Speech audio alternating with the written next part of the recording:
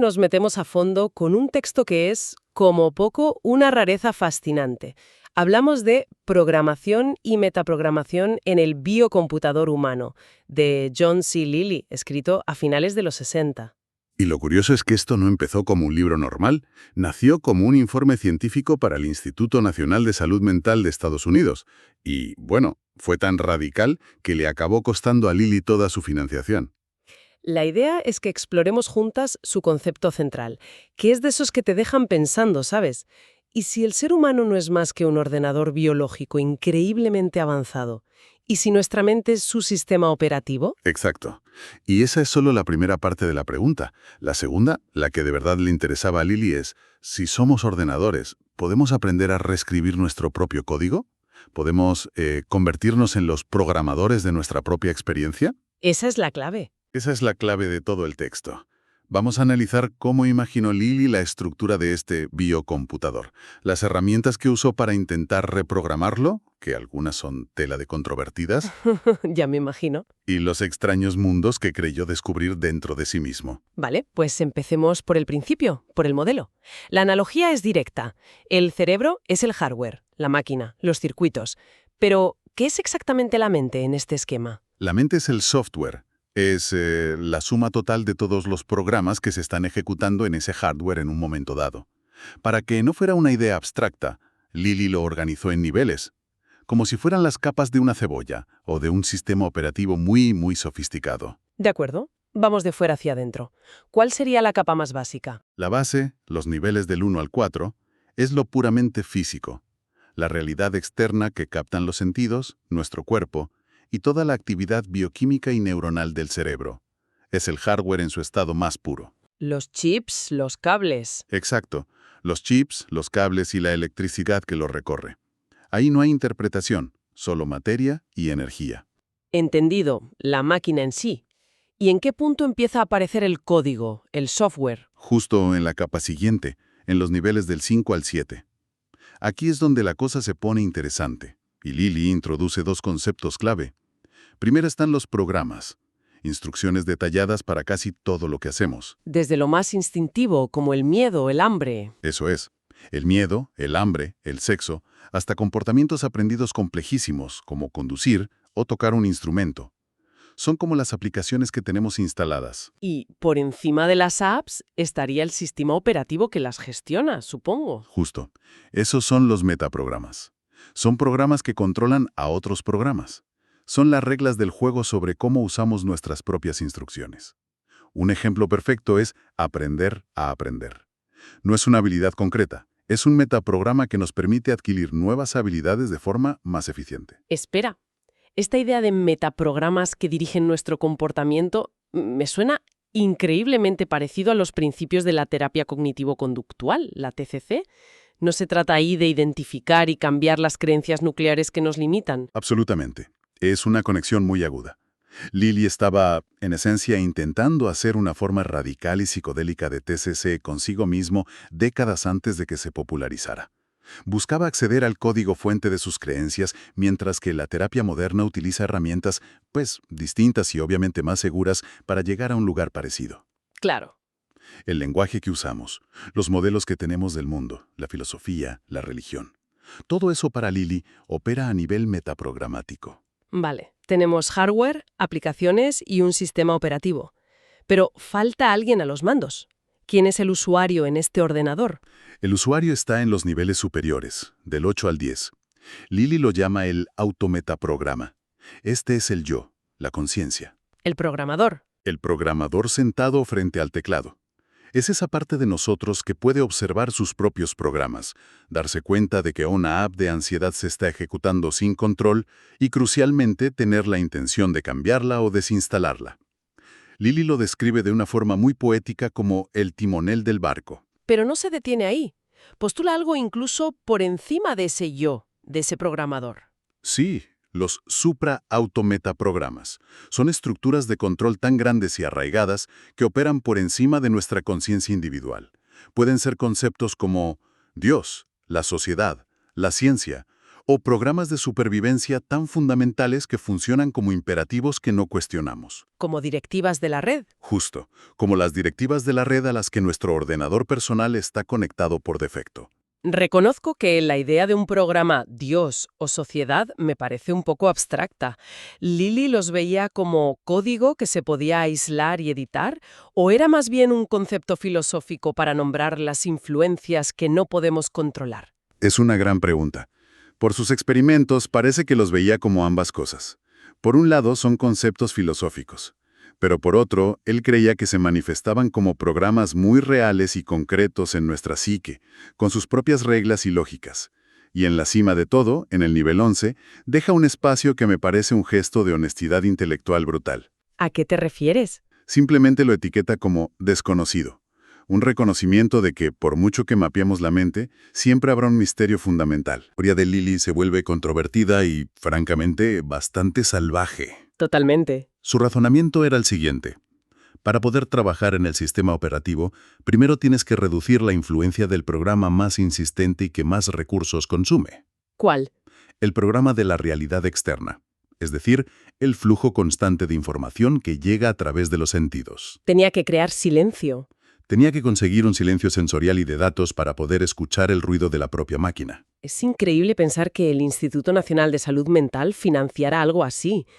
¿Era este tipo de investigación habitual en los años 60, antes de toda la reacción cultural contra los psicodélicos? Estaban en plena edad de oro de la investigación psicodélica. Los científicos exploraban estas sustancias con seriedad para tratar desde el alcoholismo hasta la esquizofrenia. Lily estaba en la frontera más lejana y experimental de esa ola, pero no era un lobo solitario. Eso es lo que hace que el contexto sea tan fascinante. ¿Y sus herramientas para lograr ese silencio? Pues fueron una combinación potentísima. El LSD-25 y un tanque de aislamiento sensorial. Se metía a flotar en un tanque de agua salada, a oscuras y en silencio, bajo los efectos del LSD. La imagen es potentísima. Pero, ¿cuál era su teoría sobre lo que hacía la droga? Porque no la veía como un simple alucinógeno. No, para nada.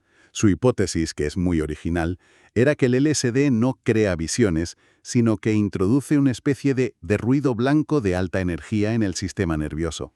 Ruido blanco. Pura energía aleatoria recorriendo los circuitos neuronales. Un momento, ahí me pierdo. Si quieres reprogramar algo con precisión, ¿por qué ibas a querer meterle ruido y aleatoriedad al sistema? Suena completamente contraproducente. Ya, lo sé. Es como intentar arreglar un ordenador a martillazos. Parece una paradoja, lo sé. Pero su idea era muy sutil. Él no creía que el ruido reprogramara nada por sí mismo.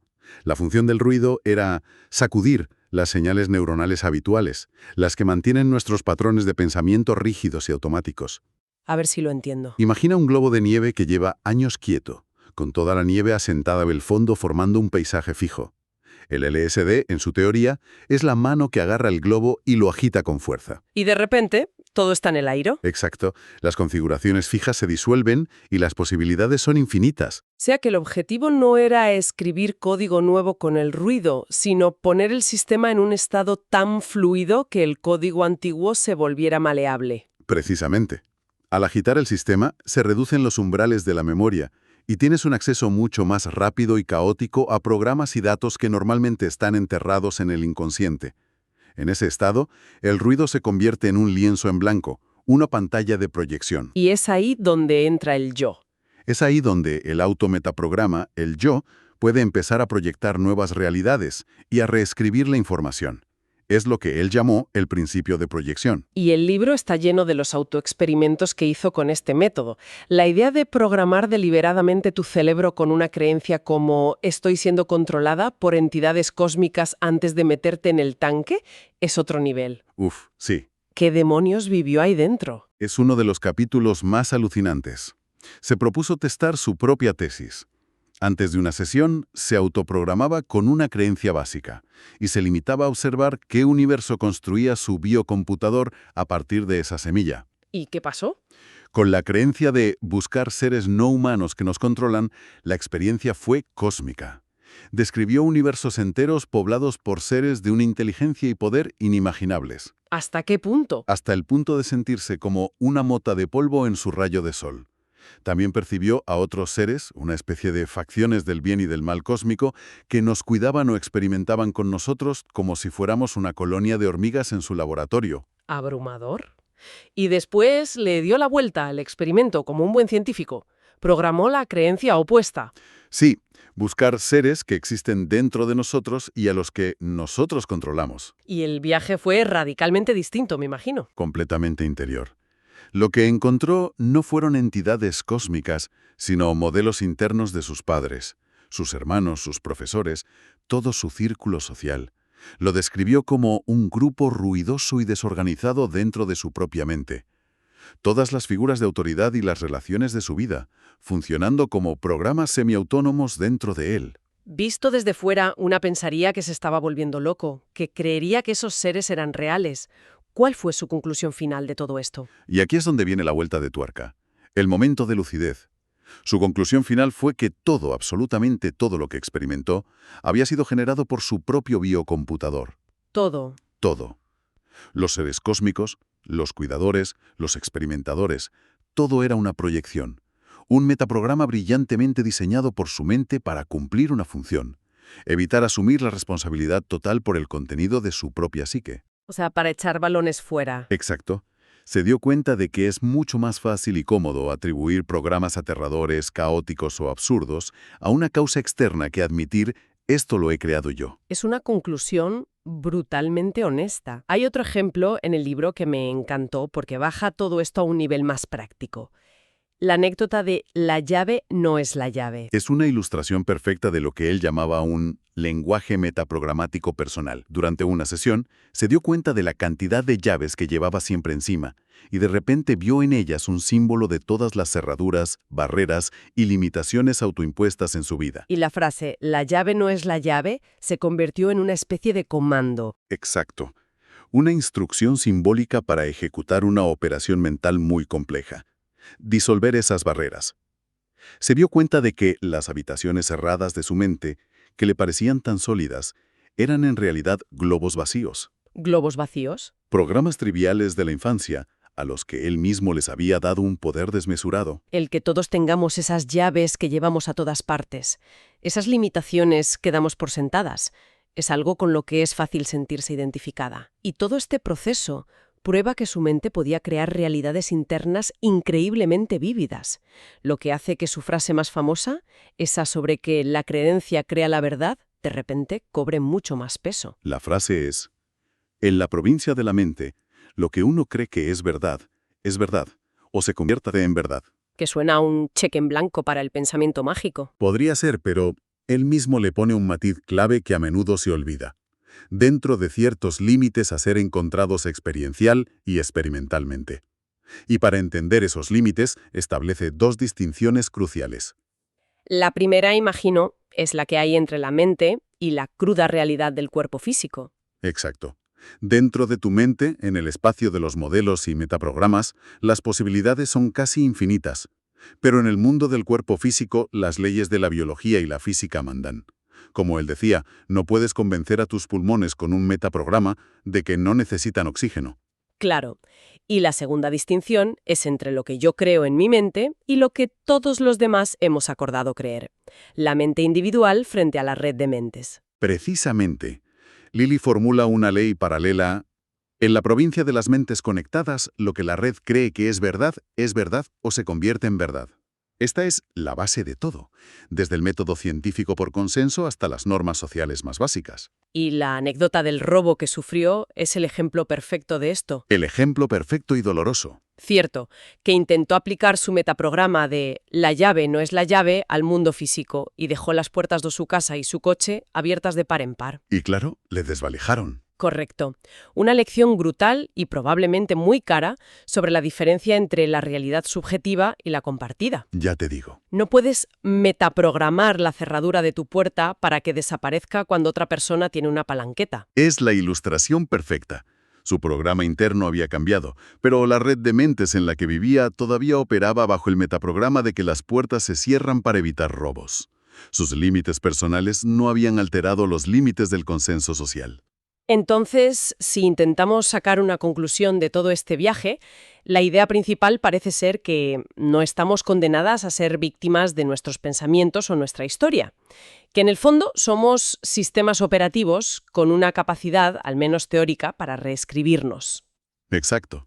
El trabajo de Lily, si dejamos a un lado sus métodos que hoy serían impensables y que no recomendamos a nadie, por supuesto, Por supuesto. es una invitación radical a dejar de ser usuarios pasivos de nuestra propia mente y convertirnos en exploradores activos de nuestro espacio interior, a ser conscientes de los programas que ejecutamos en piloto automático y a tener el coraje de, al menos, cuestionar los metaprogramas que dirigen nuestra vida.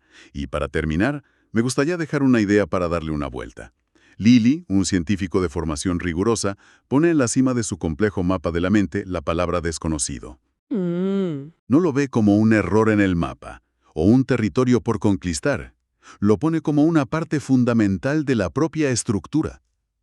La pregunta provocadora que nos deja flotando es, ¿qué pasaría si, en lugar de obsesionarnos con tener un manual de instrucciones completo y cerrado sobre nosotros mismos, aceptáramos ese espacio para lo desconocido como nuestro verdadero punto de partida?